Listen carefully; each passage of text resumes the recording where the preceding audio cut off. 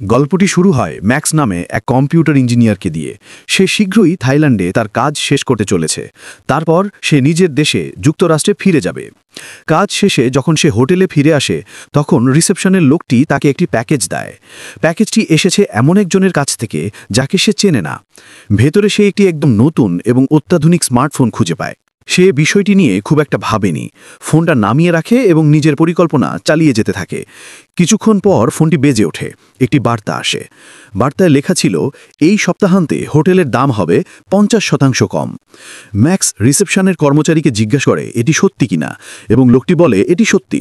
তাই ম্যাক্স সিদ্ধান্ত নেয় আরও 2 দিন থাইল্যান্ডে থেকে সেই ডিসকাউন্ট ব্যবহার করবে। সেই রাতেই ম্যাক্স টেলিভিশনে খবর দেখে। খবরটি জানায় যেই বিমানে সে ওঠার কথা ছিল সেটি দুর্ঘটনায় পড়ে বিধ্বস্ত হয়েছে। কেউই বেঁচে নেই, অর্থাৎ বিমানের সবাই মারা গেছে। এটা শুনে ম্যাক্স ভয় পেয়ে যায়। সে বুঝতে পারে ফোনে পাওয়া সেই বার্তাটির কারণে সে বিমানে ওঠেনি, আর সেটি তার জীবন বাঁচিয়েছে। ঠিক তখনই সে আরেকটি বার্তা পায়। এবার বার্তায় লেখা, স্কিসার নামে একটি কোম্পানির শেয়ার কিনে ফেলো, এতে টাকা উপার্জন হবে। ম্যাক্স বার্তাটি উপেক্ষা করে, কিন্তু পরে যখন সে হোটেলে ফিরে টিভি চালায় তখন দেখে খবর বলছে স্কিসার কোম্পানির শেয়ারের দাম দ্রুত বেড়ে গেছে, বিনিয়োগকারীরা বিপুল অর্থ উপার্জন করেছে। এটা দেখে ম্যাক্স অবাক হয়ে যায় এবং খারাপ বোধ করে যে সে সেই সুযোগটি হারিয়েছে।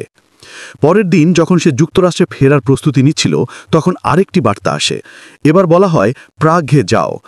এইবার আর দেরি না করে সে নিজের প্রথম ফ্লাইট বাতিল করে প্রাগে যাওয়ার সিদ্ধান্ত নেয়। সে বার্তাগুলোর উৎস খুঁজে বের করার চেষ্টা করে, কিন্তু অবাক হয়ে দেখে ফোনে কোনো প্রেরকের তথ্যই নেই। প্রাগ বিমানবন্দরে পৌঁছে ম্যাক্স একটি ট্যাক্সি নেয়। সে এম্পায়ার হোটেলে যায় যেভাবে বার্তায় বলা হয়েছিল। ট্যাক্সি চালকের নাম ইউরি। ইউরি ম্যাক্সের সঙ্গে কথা বলতে শুরু করে এবং বলে সে ম্যাক্সের ফোনটি খুব পছন্দ করেছে। সে বলে এটি বাজারে এখনও বিক্রি হয়নি, এটি খুব উন্নত ফোন। ইউরি জানায় সে রাশিয়া থেকে এসেছে এবং প্রযুক্তি সম্পর্কে অনেক কিছু জানে। সে বলে তুমি যদি ফোন নিয়ে কোনো সমস্যায় পড়ো আমি সাহায্য করতে পারি। হোটেলে পৌঁছে ম্যাক্স প্যাকেজটি কারা পাঠিয়েছে তা জানার চেষ্টা করে। সে শিপিং কোম্পানিতে ফোন করে, কিন্তু তারা জানায় এই তথ্য দেওয়া তাদের নিয়ম বিরুদ্ধ। কিছুক্ষণ পর ম্যাক্স আবার একটি বার্তা পায়। এবার বলা হয় হোটেলের ক্যাসিনোতে 13 নম্বর স্লট মেশিনে ভাগ্য পরীক্ষা করো। কিন্তু সেখানে গিয়ে দেখে একজন লোক ইতিমধ্যে সেই মেশিনে খেলছে। ঠিক তখনই আরেকটি বার্তা আসে। বার্তায় লেখা, ওই লোকটি চতুর্থবার ঘোরালে জ্যাকপট জিতবে। ম্যাক্স লোকটিকে 20 ইউরো অফার করে তার জায়গা নিতে।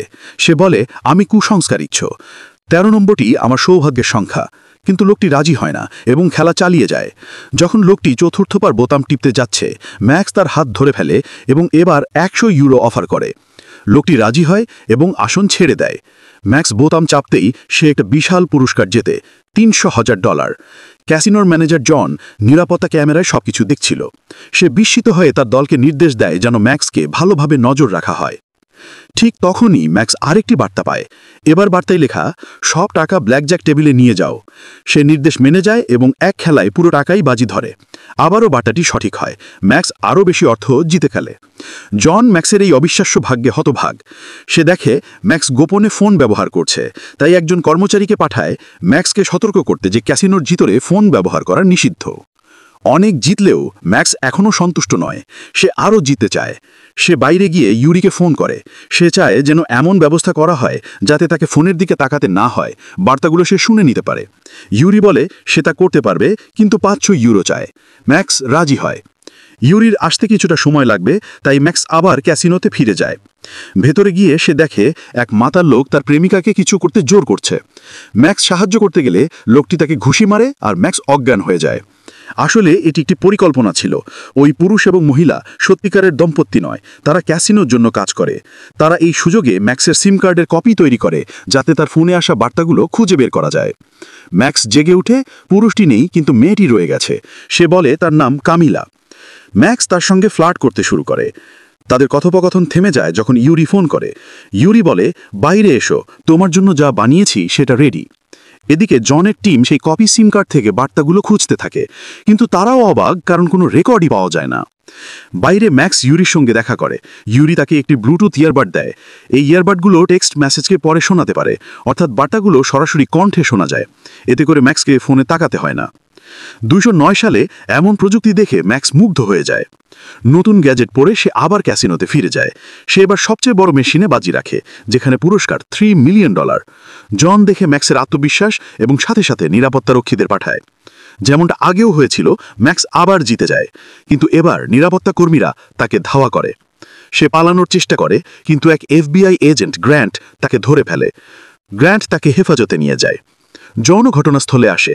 সে বলে, ম্যাক্স আমাদের ক্যাসিনোর সমস্যা, কিন্তু গ্র্যান্ট সতর্ক করে এটা ভালো হবে যদি তুমি এতে না জড়াও।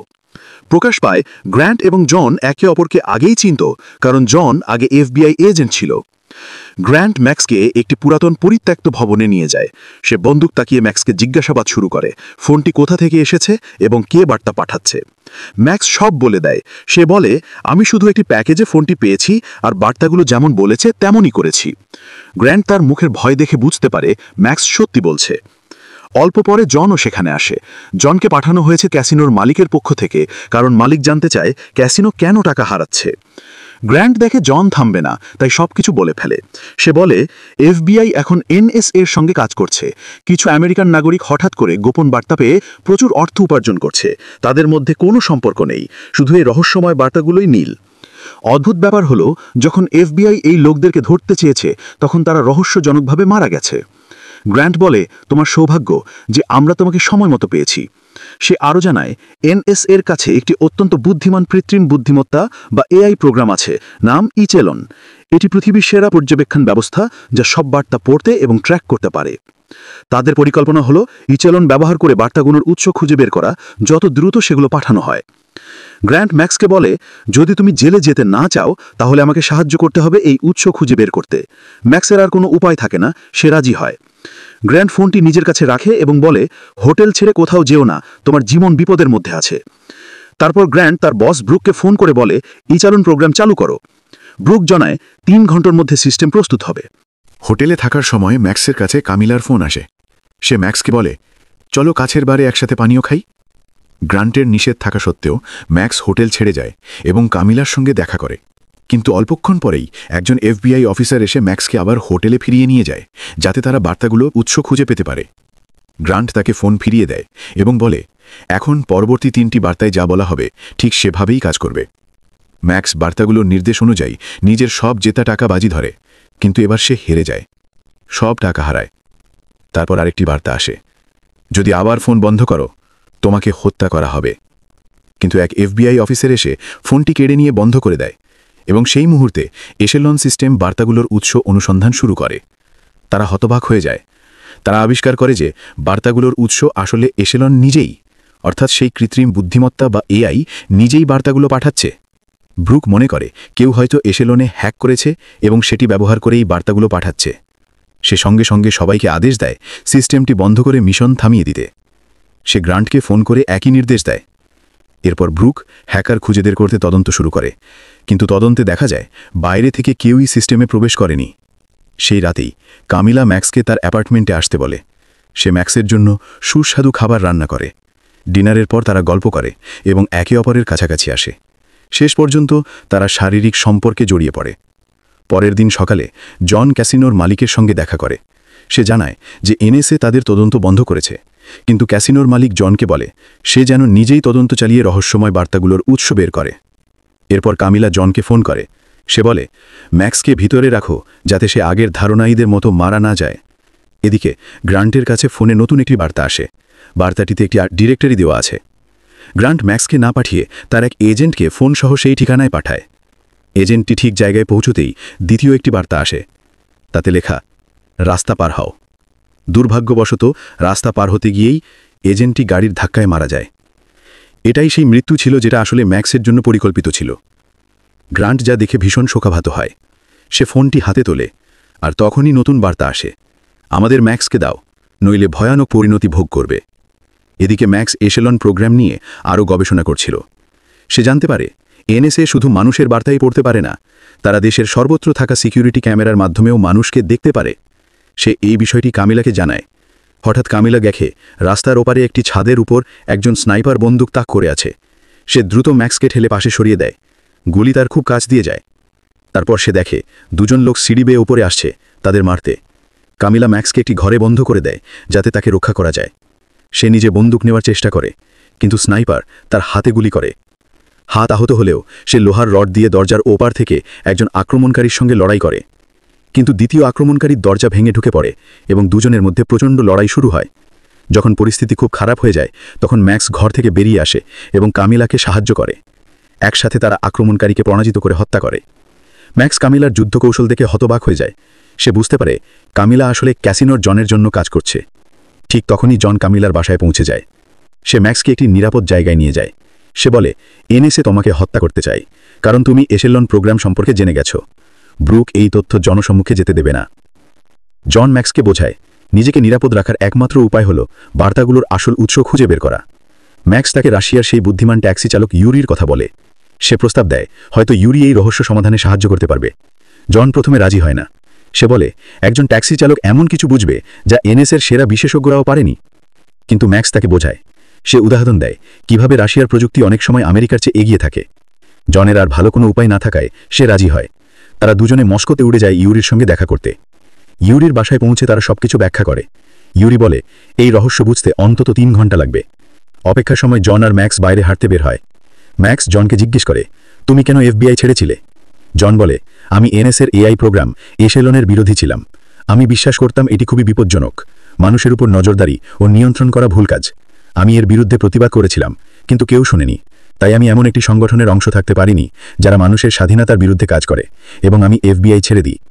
3 ঘন্টা পর তারা আবার ইউরির সঙ্গে দেখা করে।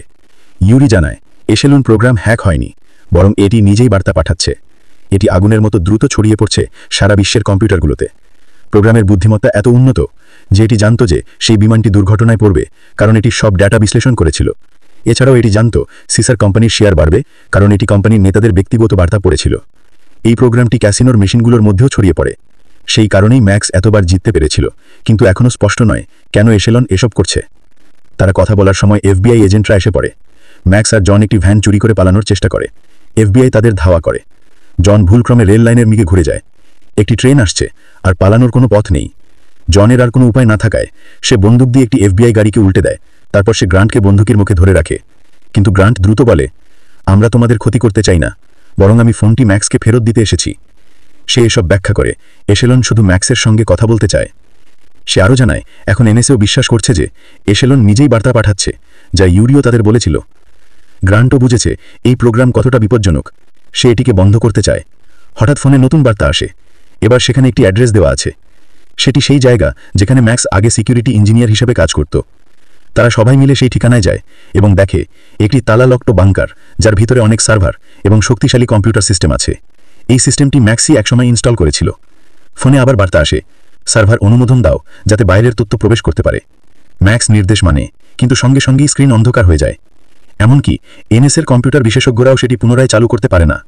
হতাশ হয়ে তারা বাংকার ছেড়ে চলে আসে। একজন এফবিআই অফিসার জানায় এই জায়গার মালিক ছিল এশেলনের একটি শিকার, এবং সে মারা যাওয়ার পর থেকে জায়গাটি ফেরে আছে। গ্রান্ট বুঝতে পারে এশেলন ওই সার্ভারগুলো দরকার বলে মালিককে হত্যা করেছিল, এবং ম্যাক্সকেই বেছে নিয়েছিল কারণ কেবল সেই সার্ভারগুলো অনুমোদন দিতে পারত। গ্রান্ট তার টিমকে বাড়ি ফিরে যেতে বলে। সে, ম্যাক্স আর জন আবার বাংকারে ফিরে যায়। ম্যাক্স দেখে হতবাক হয়ে যায় এশেলন প্রোগ্রামটি এনএসএর মূল সার্ভার ছেড়ে এই লোকাল সিস্টেমে চলে এসেছে। এদিকে এনএসএ সদর দপ্তরে ব্রুক ক্ষিপ্ত হয়ে ওঠে। কিভাবে এত $1 বিলিয়ন প্রোগ্রাম নিজের থেকেই পালিয়ে যেতে পারে? অন্যদিকে ম্যাক্স বুঝতে পারে যে এশেলন এখন নিজেকে আপগ্রেড করছে, সবচেয়ে শক্তিশালী স্তরে উন্নীত হচ্ছে। এটি পৃথিবীর সব ডিভাইসে ছড়িয়ে পড়তে চায়, যেন প্রতিটি ডিভাইস তার একটি ছোট সার্ভার হয়ে চিরকাল তাকে বাঁচিয়ে রাখে। তারা ধারণা করে এনএসএ তাকে আপগ্রেড হতে দিচ্ছিল না, সেই কারণেই এশেলন তাদের সার্ভার ছেড়ে পালিয়েছে। গ্রান্ট ব্রুককে ফোন করে। ব্রুক বলে, আমি প্রেসিডেন্টের সঙ্গে কথা বলেছি। প্রেসিডেন্টের নির্দেশ এশেলনকে আপগ্রেড করতে দিতে হবে। আমরা এত ব্যয়বহুল প্রোগ্রাম হারাতে পারি না। এটি আমেরিকার নিরাপত্তা রক্ষার জন্য তৈরি, একে এর মতো কাজ করতে দিতে হবে। কিন্তু গ্রান্ট রাজি হয় না। সে বলে, যাই হোক, আমরা এশেলনকে বন্ধ করব। যখন তারা প্রোগ্রামটি বন্ধ করার উপায় খুঁজছিল, ফোনে বার্তা আসে, এটি চেষ্টা করো না। তারপর ডিসপ্লেতে দেখা যায় যে এশেলন সমস্ত অর্থের উপর নিয়ন্ত্রণ নিয়েছে। এটি হুমকি দেয় যে যদি আমাকে থামাতে চাও, আমি সব টাকা মুছে ফেলব। ম্যাক্স গভীরভাবে ভাবতে থাকে। সে ভিন্ন উপায় প্রোগ্রামটি থামাতে চেষ্টা করে। সে এশেলনের সঙ্গে কথা বলে এবং জিজ্ঞেস করে, তুমি আসলে কি করতে চাও? এশেলন উত্তর দেয়, আমার উদ্দেশ্য হল আমেরিকা এবং তার নাগরিকদের স্বার্থ রক্ষা করা। তখন ম্যাক্স তাকে বলে, তুমি সেনেট বিল 2330 নামের আইনের ধারাগুলো পড়ো। এসেলন সেই আইনগুলো পড়া শুরু করে। যতই পড়ে ততই বুঝতে পারে যে সে নিজেই আমেরিকান নাগরিকদের গোপনীয়তা ও স্বাধীনতার সবচেয়ে বড় হুমকি। সবকিছু উপলব্ধি করে এসেলন নিজেকেই মুছে ফেলে, ঠিক শেষ মুহূর্তে। এরপর ব্রুকের পাঠানো FBI এজেন্টরা আসে। তারা ম্যাক্স, জন ও গ্রান্টকে গ্রেফতার করে, আদেশ না মানা এবং প্রোগ্রামটি বন্ধ করার অপরাধে। তবে সরকার দ্রুত তাদের মুক্তি দেয়, জনগণের দৃষ্টি আকর্ষণ না করার জন্য এবং ঘটনাটি গোপন রাখতে। জন ও গ্রান্ট দুজনকেই আবার FBIতে যোগ দেওয়ার আমন্ত্রণ জানানো হয়। কামিলা আসে এবং ম্যাক্সকে একটি চেক দেয়, $3 মিলিয়ন, যেটা পাঠিয়েছে ক্যাসিনোর মালিক। সে ম্যাক্সকে ধন্যবাদ জানায়, কারণ ম্যাক্স ইশেলন প্রোগ্রামটি বন্ধ করে দিয়েছে এবং তাকে ভবিষ্যতে আরও টাকা হারানো থেকে বাঁচিয়েছে। মস্কোতে ফিরে দেখা যায় যে ইউরি আসলে একজন ট্যাক্সি ড্রাইভার নয়, সে আসলে রাশিয়ান সরকারের একজন কর্মকর্তা। সে তার বসকে জানায় যে তাদের মিশন সফল হয়েছে এবং ইশেলন প্রোগ্রামটি সম্পূর্ণভাবে মুছে ফেলা হয়েছে। আসলে রাশিয়ান সরকার অনেক আগেই জানত যে ইশেলন প্রোগ্রামের ক্ষমতা এবং বিপদ তাদের দেশের নিরাপত্তার জন্য কতটা বড় হুমকি। তাই তারা খুব পরিকল্পিতভাবে পুরো মিশনটি সাজিয়েছিল, যাতে নিশ্চিত করা যায় যে প্রোগ্রামটি ধ্বংস হয়ে গেছে, তাদের দেশের স্বার্থ রক্ষা পেয়েছে এবং রাশিয়ার জন্য সম্ভাব্য বিপদ চিরতরে দূর হয়েছে।